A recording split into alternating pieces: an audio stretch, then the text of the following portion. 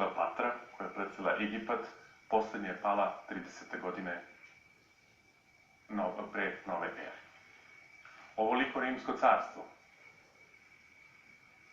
postalo je sa svih strana sveta, dovođeni su robovi u Italiju.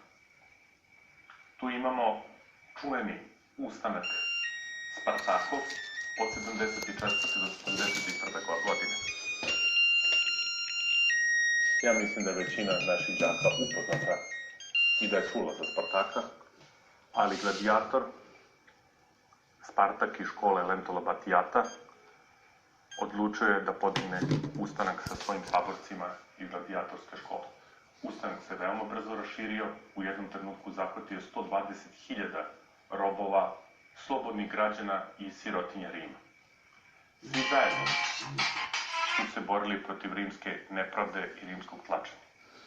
Vođeni veštim gladijatorima, koji su dobro poznavali takođe i rimsku ratnu veštinu i izuzetnu obuku rimske vojske, gladijatori su i ustanci su odneli više velikih pobjeda. Ali su na njih na kraju krenule velike vojskovođe Pompej i Kras. U odlučujućem trenutku čak se i vojska gladijatora podelila na dva dela. Jedan deo je teo da izađe iz Italije i da ode, drugi deo je teo da ostane. Pošto su se podelili, bili su i lakši plen neprijatelja. Prvo su potučene manje jedinice pod komandom Kriksa, a posle je došlo i do odlučujuće bitke sa Spartakom. Suzbijeni na malom prostoru, uhvaćeni u zamku, u teškoj borbi do poslednjeg čoveka, većina gladijatorske vojske je pobijena, oni koji su zarobljeni razapeti su na krstove od Rima do Kapue. Kažu da je 6.000 gladijatora, to je boraca, žena, takođe koji su učestvovali u ustanku, razapete od Rima do Kapue i time uništen jedan najvećih ustanaka u starome veku. Ovde smo došli do Pompeja i Krasa.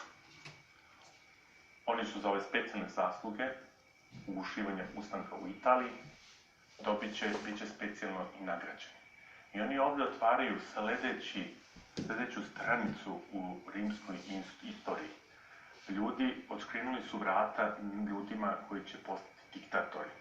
Da će se u teškim situacijama po rimsko carstvo postavljati ljudi koji će imati svu vlast u svojim rukama. To su nagoveštavali dolazak Cezara, Oktavijana Augusta i buduće carstvo. Ali to je već tema za neki drugi čas. Hvala vam svima što ste pratili. Perite redovno ruke.